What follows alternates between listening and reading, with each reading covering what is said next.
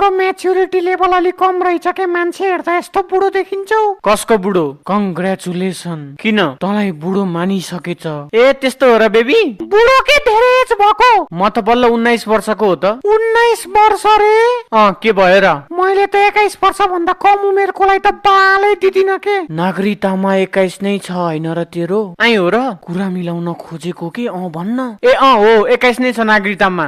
सम्झिस् नि बल्ल। त्यही पनि लभ र वारमा एजले म्याटर गर्दैन। Everything is fair in love and war. त्यही भन्न खोजेको। सरी तिमी मेरो भाइको उमेरको रहेछौ त्यसैले गुड बाई। मैले पनि नभनेको मात्रै हो, तपाई पनि मेरो दिदी सरी आन्टीको उमेरको हो त्यसैले सरी है मबाट पनि। ओइ फुच्चे, तैले मलाई आन्टी कसरी भनिस्? तैले मलाई जसरी भाइ भनिस् त्यसरी नै। भाइलाई भाइ नभने के भन्नी त?